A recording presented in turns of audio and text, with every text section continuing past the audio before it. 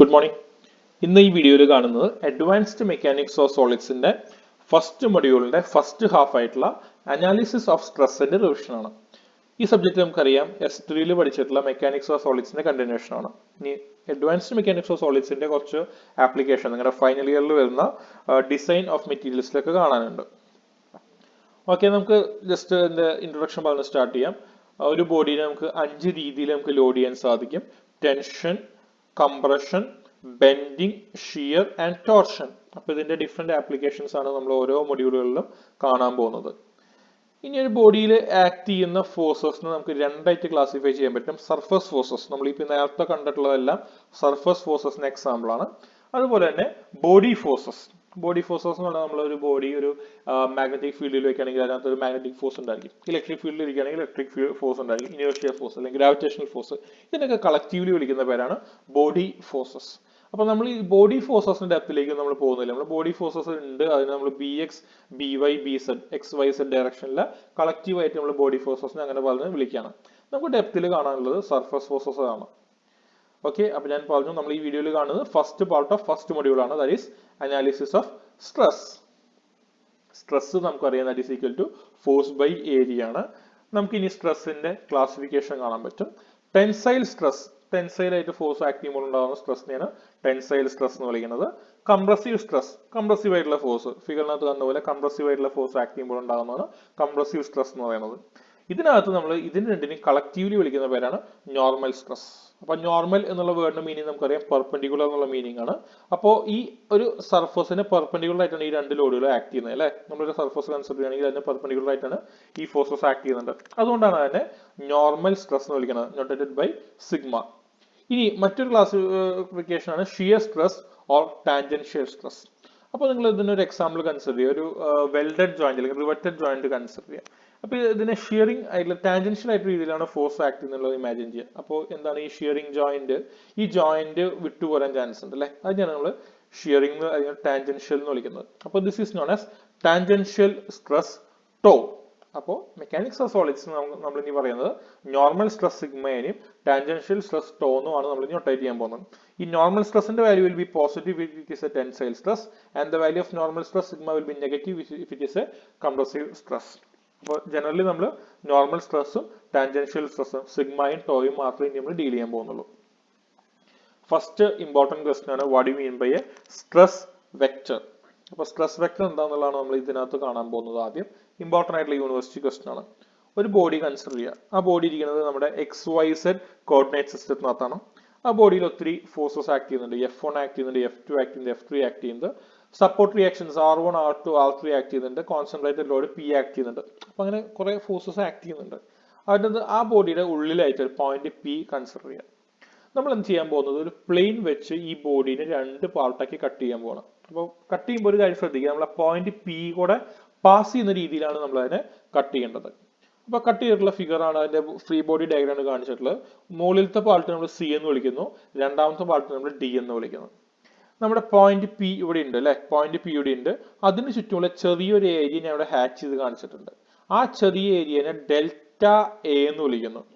അതുപോലെ ഈ point P ചുറ്റുള്ള ചെറിയ ഏരിയനെ ഡെൽറ്റ എ ഡാഷ് എന്ന് വിളിക്കുന്നു. അപ്പോൾ ഇവിടെ ഡെൽറ്റ എയും ഇത് അതുപോലെ സെപ്പറേറ്റ് ചെയ്യാനായിട്ട് ഞാൻ അതിനെ ഡെൽറ്റ എ ഡാഷ് എന്ന് വിളിക്കുന്നത്. ഈ ബോഡിയുടെ നോർമല് N1 ആണ്, അതുപോലെ ഈ ബോഡിയുടെ നോർമല് N1 ഡാഷ് ആണ്. അപ്പൊ 1 എന്നുള്ള പേര് വന്നത് എന്താണെന്ന് വെച്ചാൽ ഇവിടെ പ്ലെയിൻ 1 വെച്ചാണ് കട്ട് ചെയ്യുന്നത്. ഒന്നിനെ N1 എന്നും മറ്റേനെ N1 ഡാഷ് എന്ന് വിളിക്കുന്നു. ഇവിടെ എയും എ ഡാഷ് എന്ന് വിളിച്ച പോലെ. അപ്പൊ ഡാഷ് എന്ന് വിളിക്കുന്നത് സെപ്പറേറ്റ് ചെയ്യാനായിട്ട്, ഒന്ന് ഇതിനെ നമ്മൾ ഡാഷ് ഇല്ലാതെ ഇതിനെ ഡാഷ് ഉള്ള രീതിയിലാണ് വിളിക്കുന്നത് സിയിൽ. ഇനി ഈ ഫോഴ്സസ് എല്ലാം കാരണം ഉണ്ടാകുന്ന ഇവിടുത്തെ റിസൾട്ടന്റ് ഫോഴ്സ് എന്ന് പറയുന്നത്, ഈ ഹാച്ച്ഡ് ഏരിയയിലെ റിസൾട്ടന്റ് ഫോഴ്സ് എന്ന് പറയുന്നത് ഡെൽറ്റ T1 ആണ്. സിമിലർലി ഇവിടെ ഉണ്ടാകുന്ന റിസൾട്ടന്റ് ഫോഴ്സിനെ ഡെൽറ്റ T1 ഡാഷ് എന്ന് വിളിക്കുന്നു. അങ്ങനെ രണ്ട് രീതിയിലുള്ള റിസൾട്ടന്റ് ഫോഴ്സുകൾ നമ്മൾ മാർക്ക് ചെയ്തു. അപ്പൊ ഈ റിസൾട്ടന്റ് ഫോഴ്സ് എന്ന് പറയുന്നത് ഈ പോയിന്റിലാണോ? അല്ല, അതെന്ന് പറയുന്നത് ഈ ഹാച്ച്ഡ് സർഫസിലെ ഹാച്ച്ഡ് ആയിട്ടുള്ള സ്മോൾ ഏരിയയിലുള്ള റിസൾട്ടന്റ് ഫോഴ്സ് ആണ് നമ്മൾ വിളിക്കുന്നത്. എനിക്കിത് കണ്ടുപിടിക്കേണ്ടത് ഈ കുഞ്ഞ പോയിന്റിലെ പോയിന്റ് Pയിലെ അല്ലെങ്കിൽ പോയിന്റ് P ഡാഷിലെ സ്ട്രെസ് കണ്ടുപിടിക്കണം. അപ്പൊ അതിനെന്താ ചെയ്യേണ്ടത്? സ്ട്രെസ് കണ്ടുപിടിക്കാൻ നമുക്കറിയാം force divided by area. Force എന്ന് പറഞ്ഞാൽ അറിയാം T1 ആണ്, ഏരിയ എന്ന് പറഞ്ഞാൽ ഡെൽറ്റ എ ആണ്. അപ്പോൾ delta T1 divided by delta A. അപ്പോൾ നമുക്ക് എവിടുത്തെ ഏരിയ കിട്ടി, ഈ അവിടുത്തെ ഫോഴ്സ് കിട്ടി, ഈ പോയിന്റിൽ ഈ ഒരു സ്ഥലത്തെ സ്ട്രെസ് നമുക്ക് കിട്ടി. നമുക്ക് വേണ്ടത് എന്താ, ഈ ഒരു സർഫസിലെ സ്ട്രെസ് അല്ല, ഈ കുഞ്ഞ പോയിന്റിലെ സ്ട്രെസ് ആണ് കണ്ടുപിടിക്കേണ്ടത്. അപ്പോൾ എന്ത് ചെയ്യേണ്ടി വരും, ലിമിറ്റ് എ ടെൻസ് ടു 0 ചെയ്യാം. അപ്പോൾ limit A tends to 0 delta T1 എന്ന് പറഞ്ഞ force divide by delta A എന്ന് പറഞ്ഞ ഏരിയ. ഫോഴ്സ് ബൈ ഏരിയ എന്ന് പറഞ്ഞാൽ നമുക്ക് കിട്ടുന്നത് സ്ട്രെസ് ആണ്. ഡെൽറ്റ എ ടെൻസ് ടു 0 ചെയ്യുമ്പോൾ നമുക്ക് ആ കുഞ്ഞ പോയിന്റിലെ പോയിന്റ് പിയുടെ കിട്ടി, T1 കിട്ടി. അതുപോലെ തന്നെ മറ്റേ ഹാഫിൽ നമ്മൾ നോക്കുകയാണെങ്കിൽ, അപ്പർ ഹാഫിൽ നോക്കുകയാണെങ്കിൽ ഡെൽറ്റ T1 ഡാഷ് അവിടുത്തെ ഫോഴ്സ്, ഡെൽറ്റ A1 അവിടുത്തെ ഏരിയ ഡിഫറൻഷിയേറ്റ് ചെയ്യുമ്പോൾ നമുക്ക് എന്ത് കിട്ടും, T1 ഡാഷ് എന്ന് കിട്ടും. അപ്പോൾ അത് ഞാൻ ഈ പറഞ്ഞ പോലെ കുഞ്ഞ പോയിന്റിലാണ്, അതുകൊണ്ടാണ് ഡെൽറ്റ A1 ടെൻസ് ടു 0 നമ്മൾ കൊടുത്തത്. അപ്പോൾ ഇതിന്റെ രത്നച്ചുരുക്കം എത്രയേ ഉള്ളൂ, ഈ T1ഉം T1 ഡാഷിന്റെയും മാഗ്നിറ്റ്യൂഡ് സെയിം ആയിരിക്കും, ബട്ട് അതിന്റെ ഡയറക്ഷൻസ് നമുക്കറിയാം രണ്ടിന്റെയും ഡിഫറെന്റ് ആയിരിക്കും. അപ്പോൾ T1 equal to T1 dash in magnitude. അപ്പോൾ സ്ട്രെസ് വെക്ടറിന്റെ വാല്യൂ സെയിം ആയിരിക്കും. അപ്പോൾ ആ ഫിഗർ ഒന്നുകൂടെ ഇവിടെ വരച്ച് വെച്ചിട്ടുണ്ട്. ഇനി ഞാൻ പറയാൻ പോകുന്നത് ഈ പോയിന്റ് പിയിലൂടെ പാസ് ചെയ്യുന്ന രീതിയിൽ മറ്റൊരു പ്ലെയിൻ വെച്ച് നമ്മൾ കട്ട് ചെയ്യാൻ ഇമാജിൻ ചെയ്യാം. ഡിഫറെന്റ് പ്ലെയിനിൽ കൂടെ നമ്മൾ കട്ട് ചെയ്യാൻ ഇമാജിൻ ചെയ്യാം. ഓക്കെ, അപ്പോൾ അങ്ങനെയുള്ള ഫിഗർ ആണ് ഇവിടെ കാണിച്ചിട്ടുള്ളത്. അപ്പോൾ ഇവിടെ നോക്കി കഴിഞ്ഞാൽ അറിയാം എല്ലാ സഫിക്സുകളും 2 ആണ്. എന്ന് വെച്ചാൽ ഞാൻ അവിടെ 2 എന്നുള്ള പ്ലെയിൻ വെച്ചിട്ടാണ് കട്ട് ചെയ്യുന്നത്. നിങ്ങളുടെ നോട്ട്ബുക്കിൽ ആ ഫിഗർ കാണും. ഓക്കെ, 2 എന്നുള്ള പ്ലെയിൻ വെച്ച് കട്ട് ചെയ്യുന്നു. അപ്പോൾ സ്വാഭാവികമായിട്ടും ഇവിടുത്തെ ഏരിയ ഡെൽറ്റ എയും ഇവിടെ ഡെൽറ്റ എ ഡാഷ് ഒക്കെ തന്നെയാണ് ഏരിയ. അവിടുത്തെ നോർമൽ ഉള്ള N2 ആയിരിക്കും, ഇതിന്റെ നോർമൽ എന്ന് പറഞ്ഞാൽ N2 ഡാഷ് ആയിരിക്കും. ഇവിടുത്തെ സ്ട്രെസ് ഏരിയ ഫോഴ്സ് എന്ന് പറഞ്ഞാൽ ഡെൽറ്റ T2, ഇവിടുത്തെ ഫോഴ്സ് എന്ന് പറഞ്ഞാൽ ഡെൽറ്റ T2 ഡാഷ് ആയിരിക്കും. അപ്പൊ അഗെയിൻ നമ്മൾ നേരത്തെ പറഞ്ഞ പോലെ തന്നെ സ്ട്രെസ് വാല്യൂ കണ്ടുപിടിക്കാൻ, ആ കുഞ്ഞ പോയിന്റിലെ സ്ട്രെസ് കണ്ടുപിടിക്കാൻ നമ്മൾ എന്ത് ചെയ്യേണ്ടി വരും, limit A delta 0 delta T2 divided by delta A എന്ന് വെച്ചാൽ ഇവിടെ ഡെൽറ്റ T2 എന്ന് പറഞ്ഞാൽ ഫോഴ്സ് ആണ്, ഇത് ഏരിയ ആണ്. ഫോഴ്സ് ബൈ ഏരിയ കുഞ്ഞ പോയിന്റിൽ കണ്ടുപിടിക്കാനായിട്ട് നമ്മൾ ഡെൽറ്റ എ ടെൻസ് ടു 0 ചെയ്തു. അപ്പൊ അവിടെ കിട്ടുന്നത് ആ സ്ട്രെസിന്റെ വാല്യൂ T2 ആണെന്ന് ഇമാജിൻ ചെയ്യുക. അപ്പോൾ ഈ രണ്ടാമത്തെ പോയിന്റിൽ ഞാൻ പറയാൻ ഉദ്ദേശിക്കുന്നത്, ഒരു പ്ലെയിൻ വെച്ച് കട്ട് ചെയ്തപ്പോൾ നമുക്ക് T1 കിട്ടി, മറ്റൊരു പ്ലെയിൻ വെച്ച് കട്ട് ചെയ്തപ്പോൾ നമുക്ക് T2 കിട്ടി. ഈ T1 ഉം T2 സെയിം ആണോ എന്നുള്ളതാണ്. സെയിം അല്ല, അത് ഡിഫറെന്റ് ആയിരിക്കും. അപ്പൊ പറഞ്ഞത് ഇത്രയേ ഉള്ളൂ, ഒരു പോയിന്റ് പി തന്നെയാണെങ്കിലും അതിലൂടെ നമ്മൾ ഡിഫറെന്റ് പ്ലെയിൻസ് വെച്ചാണ് കട്ട് ചെയ്യുന്നതെന്നുണ്ടെങ്കിൽ നമുക്ക് കിട്ടുന്ന സ്ട്രെസ്സിന്റെ വാല്യൂ ഡിഫറെന്റ് ആയിരിക്കും. അപ്പോൾ ഇത് നിങ്ങൾ പഠിക്കാത്തൊരു കൺസെപ്റ്റ് ആണ്. ഒരു പോയിന്റ് നമ്മൾ കൺസിഡർ ചെയ്യുക, ആ പോയിന്റിനെ ഡിഫറെന്റ് പ്ലെയിൻസ് വെച്ച് കട്ട് ചെയ്യുമ്പോൾ നമുക്ക് ഓരോ പ്ലെയിനിലും കിട്ടുന്ന സ്ട്രെസ്സസിന്റെ വാല്യൂ സെയിം ആയിരിക്കില്ല, ഡിഫറെന്റ് ആയിരിക്കും. ഓക്കെ, അപ്പൊ സ്ട്രെസ് വെക്ടർ കഴിഞ്ഞു, ഇമ്പോർട്ടന്റ് ക്വസ്റ്റൻ ആണ്. അടുത്ത ഇമ്പോർട്ടന്റ് ക്വസ്റ്റൻ ആണ് state of stress at a point ആണ്. അത് വളരെ എളുപ്പമുള്ള ഒരു കാര്യമാണ്, നേരത്തെ പറഞ്ഞതിന്റെ കണ്ടിന്യൂഷൻ തന്നെയാണ്. ഒരു പോയിന്റ് കൺസിഡർ ചെയ്യുക, ഒരു ബോഡിക്കകത്ത്. ഓക്കെ, ആ ബോഡീനെ നമ്മളൊരു പ്ലെയിൻ വെച്ച് കട്ട് ചെയ്തു, നമുക്കൊരു സ്ട്രെസ് വാല്യൂ കിട്ടി. മറ്റൊരു പ്ലെയിൻ വെച്ച് അതേ പോയിന്റ് കൂടെ തന്നെ കട്ട് ചെയ്തു, അപ്പൊ ആ പോയിന്റ് കിട്ടുന്ന സ്ട്രെസ്സിന്റെ വാല്യൂ, സ്ട്രെസ് വെക്ടറിന്റെ വാല്യൂ ഡിഫറെന്റ് ആയിരിക്കും. അപ്പൊ അങ്ങനെ നോക്കുകയാണെങ്കിൽ ഒരു പോയിന്റിന് നമുക്കറിയാം ഒത്തിരി ഇൻഫിനിറ്റ് നമ്പർ ഓഫ് പ്ലെയിൻസ് വെച്ച് നമുക്ക് അതിനെ കട്ട് ചെയ്യാൻ പറ്റും. അപ്പൊ ഓരോ പ്ലെയിനിലും കിട്ടുന്ന സ്ട്രെസ് വെക്ടറിന്റെ വാല്യൂ ഡിഫറെന്റ് ആയിരിക്കും. Okay, state of stress at a point പറഞ്ഞ ഇത്രയേ ഉള്ളൂ, ഓരോ പ്ലെയിനിലും കിട്ടുന്ന സ്ട്രെസ് വാല്യൂസിനെ സം ചെയ്യുമ്പോൾ, ആഡ് ചെയ്യുമ്പോൾ കിട്ടുന്ന ടോട്ടൽ കണ്ടീഷനെയാണ് നമ്മൾ state of stress at a point എന്ന് വിളിക്കുന്നത്. The totality of all stress vectors acting on every possible plane passing through a point is defined as state of stress at a point. അത് important ആയിട്ടുള്ള ഒരു question ആണ്, ഒരു 3 മാർക്കിനൊക്കെ ചോദിക്കാവുന്ന question ആണ്.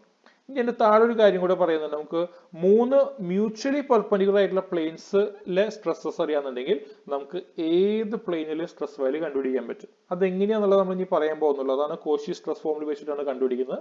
അപ്പൊ state of stress at point പറഞ്ഞാൽ ഇത്രയും കാര്യങ്ങളാണ് പറയേണ്ടത് കേട്ടോ.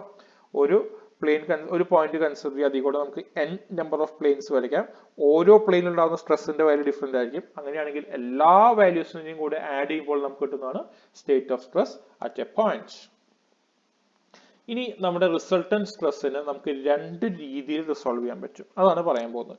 അപ്പൊ അഗെയിൻ ഒരു ബോഡി കൺസിഡർ ചെയ്യുക, ആ ബോഡീനെ കട്ട് ചെയ്തിട്ടുള്ള ഫേസ് ആണ് ഇവിടെ കാണിച്ചിട്ടുള്ളത്. അവിടെ ഒരു പോയിന്റ് ഉണ്ട്, ഇതാണ് ആ പോയിന്റ്. അവിടെ ആക്ട് ചെയ്യുന്ന പല ഫോഴ്സസ് ഉണ്ട്, ഫോഴ്സസ് ഇവിടെ കാണിച്ചിട്ടില്ല, പല ഫോഴ്സസ് ആക്ട് ചെയ്തിട്ടുണ്ടായിരിക്കും. അപ്പൊ അവിടെ ആക്ട് ചെയ്യുന്ന റിസൾട്ടന്റ് സ്ട്രെസ് ടി ആണെന്ന് ഇമാജിൻ ചെയ്യുക. ഇവിടെ ടി എൻ എന്ന് എഴുതിയിട്ടുണ്ട്. എൻ എന്ന് ഉദ്ദേശിക്കുന്നത് ആ പ്ലെയിനിന്റെ നോർമൽ എൻ ആണ്. എൻ എന്ന് വിളിക്കുന്ന ഒരു പ്ലെയിൻ വെച്ചാണ് നമ്മൾ കട്ട് ചെയ്യുന്നത്, അതുകൊണ്ടാണ് ടി എന്ന് കാണിക്കുന്നത്. എൻ എന്ന് കാണിച്ചില്ലെങ്കിലും കുഴപ്പമില്ല, ടി എന്ന് കാണിച്ചാലും മതി. So T is the resultant stress. അപ്പൊ നിങ്ങൾ അത് ആദ്യം മാർക്ക് ചെയ്യാം. ഓക്കെ, ഇനി ആ പ്ലെയിനിന്റെ നോർമൽ, ഇപ്പൊ ഇതൊരു പ്ലെയിൻ ആണ്, ആ പ്ലെയിനിന്റെ നോർമൽ നമ്മൾ എൻ വെച്ചിട്ടാണ് മാർക്ക് ചെയ്യുന്നത്. അപ്പൊ ഇതാണ് ആ പ്ലെയിനിന്റെ നോർമൽ, എൻ എന്ന് പറയുന്നത് കേട്ടോ. അപ്പോൾ ഇത്രയും രണ്ട് കാര്യങ്ങൾ അപ്പോൾ ആദ്യം ഫിഗറിനകത്ത് വരാൻ പാടുള്ളൂ. നിങ്ങളിത് വരയ്ക്കട്ടോ, നിങ്ങൾ വീഡിയോ കണ്ടുകൊണ്ടിരിക്കാതെ ഞാൻ പറയുമ്പോൾ ജസ്റ്റ് ലെക്ചർ നോട്ട് ചെയ്യണ പോലെ ഒന്ന് റഫായിട്ട് വരയ്ക്കാം. ഒരു ബോഡി കൺസിഡർ ചെയ്തു, അതിന്റെ മുകളിൽ കട്ട് ചെയ്തു, ആ കട്ട് ചെയ്തിട്ടുള്ള പ്ലെയിനിന്റെ നോർമലി എൻ ആണ്, അത്രയും വരയ്ക്കുക. ഏരോ മാർക്കർ ഇവിടെ വരെ നിർത്താൻ എൻ ആണ്, അവിടെ ആക്ട് ചെയ്യുന്ന റിസൾട്ടന്റ് സ്ട്രെസ് ടി ആണ്. രണ്ട് രീതിയിൽ നമുക്ക് ഈ ബോഡിനെ സോൾവ് ചെയ്യാം. അതാണ് ഇവിടെ രണ്ട് ഇക്വേഷൻസ് കാണിച്ചിട്ടുള്ളത്. ഒന്നാമത്തെ ഇക്വേഷൻ നോക്കുക, സിഗ്മ നോർമൽ ആണ്, ടോ ഷിയർ ആണ്. റിസൾട്ടന്റ് സ്ട്രെസ് ക്യാൻ ബി എന്താണ് solve into normal stress and shear stress. അപ്പൊ നോർമൽ സ്ട്രെസ് എന്ന് പറഞ്ഞാൽ that will be passing through the normal, ഇതിന്റെ നോർമലി കൂടെ പാസ് ചെയ്യുന്നതായിരിക്കും നോർമൽ സ്ട്രെസ്. അതിന് പെർപെൻഡിക്കുലർ ആയിട്ട് ആയിരിക്കും, കണ്ടോ ഈ ലൈനിന് പെർപെൻഡിക്കുലർ ആയിട്ടാണ് ഇവിടെ ഷിയർ സ്ട്രെസ് ആക്ട് ചെയ്യുന്നത്. അതിനെയാണ് നമ്മൾ ടോ എന്ന് വിളിക്കുന്നത്. Okay, so T square is equal to sigma square plus tau square. N നിങ്ങൾ നോക്കിയില്ലെങ്കിലും കുഴപ്പമില്ല, എൻ എന്ന് എഴുതണ്ട. സോ ടി സ്ക്വയർ, ഇതാണ് T square is equal to sigma square plus tau square. ഇനി മറ്റൊരു രീതിയിൽ നമുക്ക് ക്ലാസിഫൈ ചെയ്യാം. ഇവിടെ ഒരു എക്സ് വൈ സെഡ് സിസ്റ്റം ഇരിക്കേണ്ടത് ഇമാജിൻ ചെയ്യുക. കോർഡിനേറ്റ് സിസ്റ്റം ഇരിക്കുന്നുണ്ടെങ്കിൽ എക്സ് ആക്സിസിന് വലുതായിട്ടുള്ള component will be equal to T X, Y ആക്സിസിന് വലുതായിട്ടുള്ളത് will be equal to T Y, and Z ആക്സിസിന് വലുതായിട്ട് will be equal to T Z. അങ്ങനെ that will be equal to T X square plus T Y square plus T Z square. അപ്പോൾ resultant സ്ട്രെസ്സിനെ രണ്ട് രീതിയിൽ നമ്മൾ classify ചെയ്തു. Okay, ഇനി വീണ്ടും നമ്മൾ റെക്ടാംഗുലർ സ്ട്രെസ് കമ്പോണൻസ് നമ്മൾ ഒരു 9 കമ്പോണൻസ് നമ്മൾ പഠിച്ചിട്ടുണ്ടല്ലേ, ഓർക്കുന്നുണ്ടോ?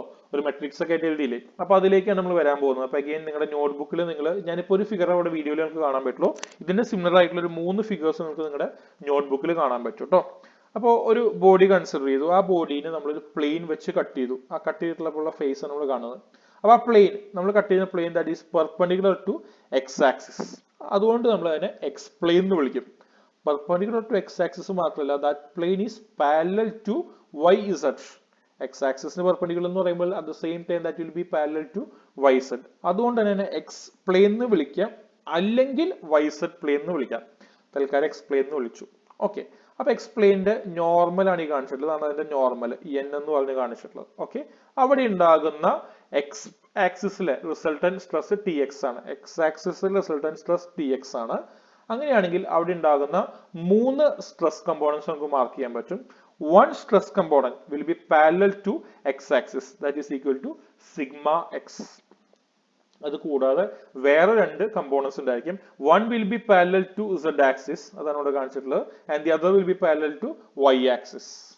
ഓക്കെ, അപ്പൊ ഇത് എക്സ്പ്ലെയിൻ വെച്ചിട്ടാണ് നമ്മൾ കട്ട് ചെയ്തിട്ടുള്ളത്. അതുകൊണ്ട് ഒന്നാമത്തെ നമ്മൾ ടോ എക്സ് എന്ന് വിളിച്ചു, ഷിയർ പ്ലെയിൻ ഷിയർ സ്ട്രെസ് ആണ് ടോ എക്സ് എന്ന് വിളിച്ചു, and that is parallel to z axis, so tau xz എന്ന് വിളിച്ചു. ഇനി അടുത്തത് that is parallel to y axis, അപ്പോൾ tau x എന്ന് വിളിച്ചു, parallel to y axis ആയതുകൊണ്ട് tau xy എന്നാണ് വിളിക്കുന്നത്. അപ്പോൾ ഒരു ബോഡി കൺസിഡർ ചെയ്യുകയാണെങ്കിൽ അതിനെ നമ്മൾ ഒരു പ്ലെയിൻ വെച്ച് കട്ട് ചെയ്യുമ്പോൾ നമുക്ക് 3 ഡിഫറെന്റ് സ്ട്രെസ് കമ്പോണൻസ് കിട്ടും. One will be parallel to the axis we have chosen. നമ്മളിപ്പോൾ ചൂസ് ചെയ്തിട്ടുള്ളത് എക്സ് പ്ലെയിൻ ആണ്, സോ ദാറ്റ് എക്സ് ആക്സിസിന് പാരലൽ ആയിട്ടുള്ളതിനെയാണ് നമ്മൾ സിഗ്മ എക്സ് എന്ന് വിളിക്കുന്നത്. കാരണം അതിന്റെ നോർമൽ എക്സ് ആക്സിസിന് പാരലൽ ആണ്, so the component which is passing to the normal is known as normal stress and it is equal to sigma X. X എന്ന് വരാൻ കാര്യം എക്സ് പ്ലെയിനിൽ കൂടെയാണ് പാസ് ചെയ്യുന്നത്, അല്ലെങ്കിൽ എക്സ് പ്ലെയിൻ വെച്ചാണ് കട്ട് ചെയ്യുന്നത്. ഇനി അത് അടുത്തത് 2 ആക്സിസും കൂടെ കാണും, വൈ ആക്സിസും കാണും, സെഡ് ആക്സിസും കാണും. The component parallel to Y axis will be equal to tau X Y.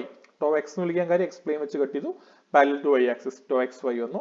അടുത്തത് ടോ എക്സ് സെഡ് ആണ്, എക്സ് ആക്സിസ് വെച്ച് കട്ട് ചെയ്തു, സോ ടോ എക്സ് എന്ന് വിളിച്ചു, and parallel to Z axis, so tau X Z എന്ന് വിളിച്ചു. അങ്ങനെ ഒരു പോയിന്റിന് നമുക്ക് ഒരു പ്ലെയിൻ വെച്ച് കട്ട് ചെയ്യുമ്പോൾ 3 രീതിയിൽ റിസോൾവ് ചെയ്യാൻ പറ്റി. പിടിയിട്ടെന്ന് വിചാരിക്കുന്നു.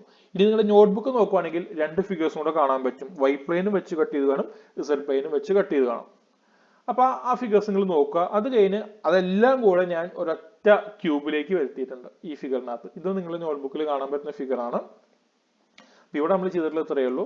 ഇവിടെ ക്യൂബാണ്, അതുകൊണ്ട് തന്നെ നമുക്കറിയാം എല്ലാതും പെർപെൻഡിക്കുലർ ഫേസസ് ആയിരിക്കും. നമ്മൾ ഈ ഒരു ഫേസ് കൺസിഡർ ചെയ്യുകയാണെങ്കിൽ that is perpendicular to X axis. അപ്പൊ നമ്മൾ കാണിച്ചിട്ടുള്ളതെല്ലാം ആ ഫിഗറിനകത്തേക്ക് മാർക്ക് ചെയ്തു. അപ്പൊ എക്സ് ആക്സിസിന്റെ ഈ ഒരു പ്ലെയിൻ എടുക്കുക. ആദ്യം നിങ്ങൾ മാർക്ക് ചെയ്യുമ്പോൾ ശ്രദ്ധിക്കേണ്ട കാര്യം, ഒരു പ്ലെയിൻ സെലക്ട് ചെയ്യുമ്പോൾ ആ പ്ലെയിൻ ഏത് ആക്സിസിന് പെർപെൻഡിക്കുലർ ആണെന്നുള്ളത് നോക്കാം. ഇത് എക്സ് ആക്സിസിന് പെർപെൻഡിക്കുലർ ആണ് ഞാൻ ഈ ചൂസ് ചെയ്തിട്ടുള്ള ഈ പ്ലെയിൻ. അപ്പോൾ അവിടെ ആക്ട് ചെയ്യുന്ന normal that will be equal to sigma X. Normal ആണ്, അതുകൊണ്ട് നമ്മൾ സിഗ്മ എന്ന് വിളിച്ചു. അത് ഏത് ആക്സിസിന് വാല്യൂ ആണെന്ന് നോക്കാം, എക്സ് ആക്സിസിന് വാല്യൂ ആണ് സിഗ്മ എക്സ്.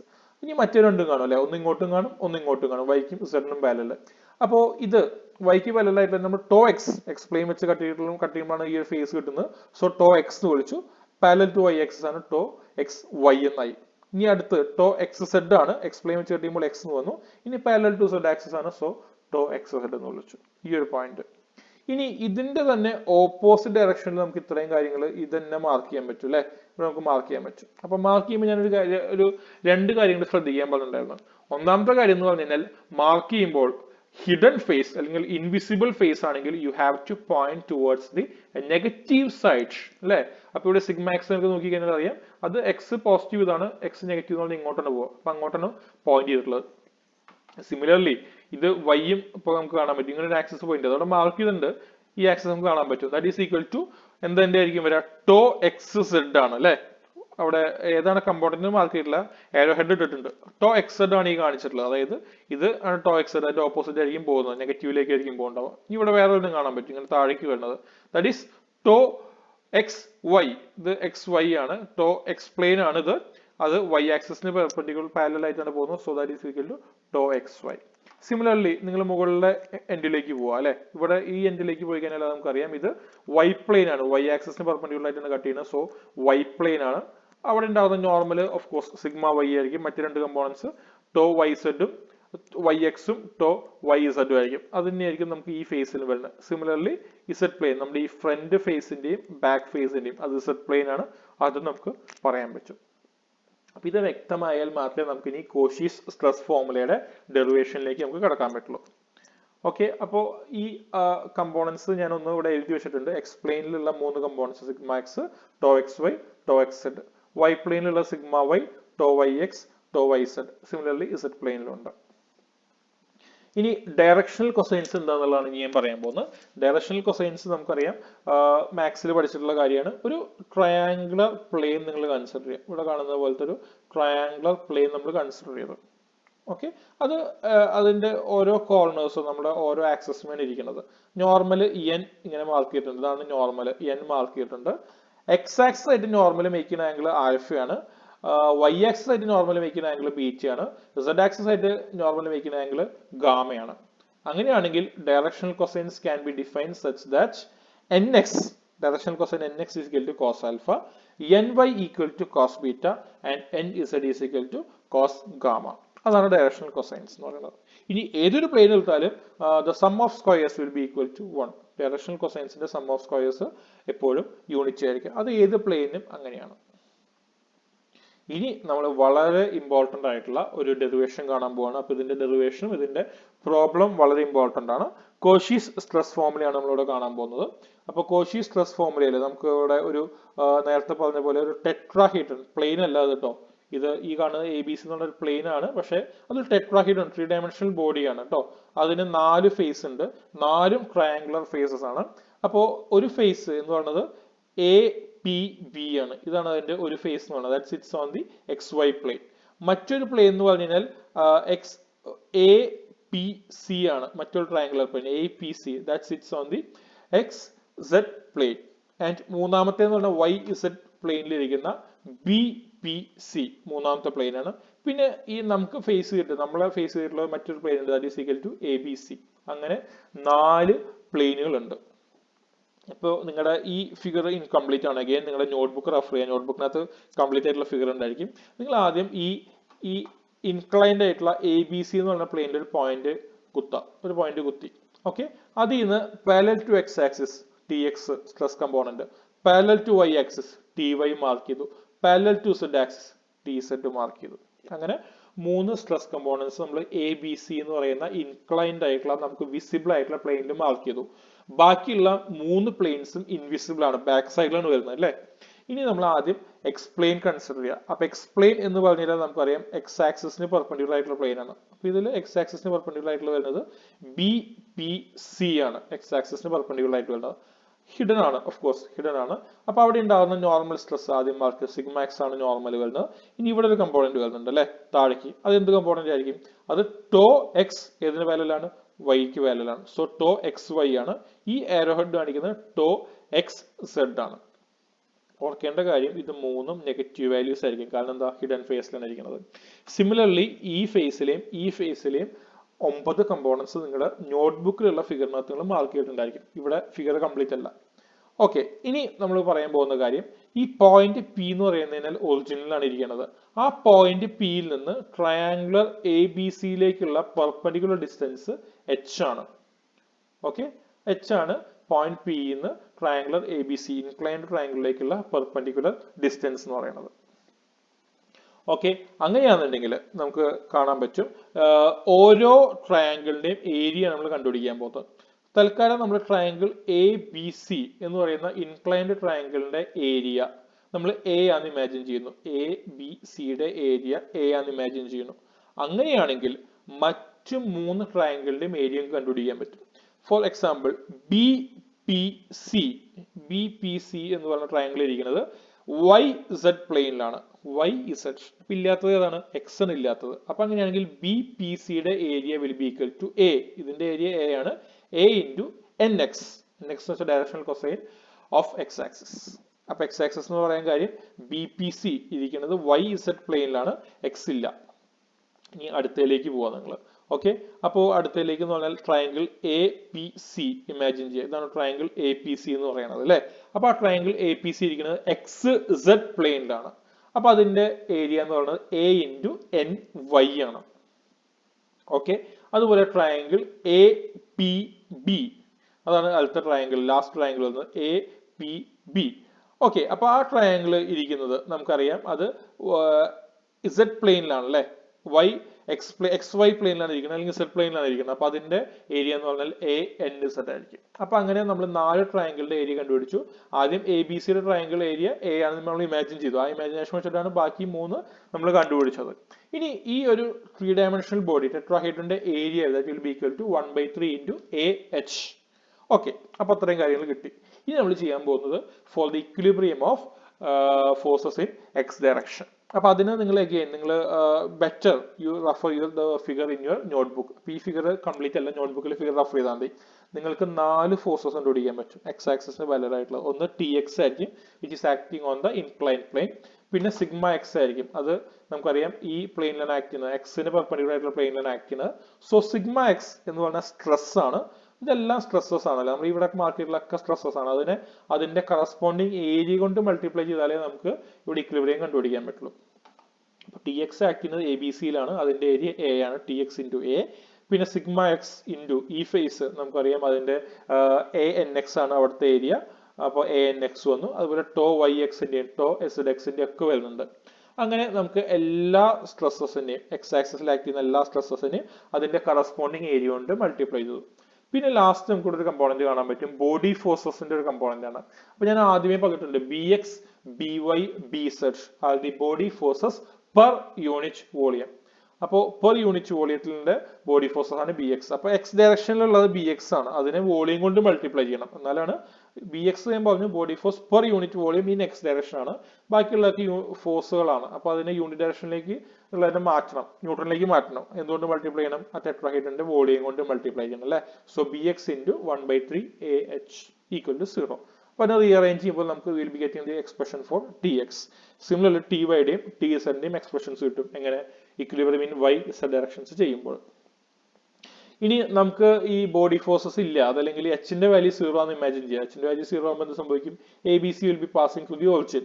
അപ്പൊ അങ്ങനെയാകുമ്പോൾ നമുക്ക് ഈ പ്രീവിയസ് സ്റ്റെപ്പിനകത്ത് ഉണ്ടായിരുന്നിട്ടുള്ള ഈ ഇക്വേഷൻസ് എല്ലാം അല്ലെ, ഈ 1/3 H B X B Y B Z ഒക്കെ പോകും. അപ്പൊ അത് കഴിയുമ്പോൾ നമുക്ക് കിട്ടുന്ന സെറ്റ് ഓഫ് ഇക്വേഷൻസ് ഇതാണ്. So this set of equation is known as Cauchy's stress formula. അപ്പൊ ഈ കോഷി സ്ട്രെസ് ഫോർമുല നമ്മൾ നോക്കുമ്പോൾ നമുക്കറിയാം ഇവിടെ വൈ ടോ വൈ എക്സ് വന്നിട്ടുണ്ട്, ടോ എക്സ് വൈ വന്നിട്ടുണ്ട്. ഞാൻ ഓൾറെഡി പറഞ്ഞിട്ടുണ്ട് ടോ എക്സ് വൈ എന്ന് പറഞ്ഞാൽ ടോ വൈ എക്സ് എന്ന് പറഞ്ഞാൽ സെയിം ആണ്. അപ്പൊ സഫിക്സുകളുടെ ഓർഡർ അങ്ങോട്ടും ഇങ്ങോട്ടും മാറിയതുകൊണ്ട് കുഴപ്പമൊന്നുമില്ല, രണ്ടും സെയിം തന്നെ ആയിരിക്കും. അപ്പൊ അത് ആ രീതിയിൽ പഠിച്ചാൽ മതി. അത് ഇങ്ങനെ വൈ എക്സും ഇവിടെ എക്സ് വൈ എന്നും എഴുതണമെന്നില്ല, രണ്ടും സെയിം തന്നെയാണ് കേട്ടോ. So this is known as Cauchy's stress formula.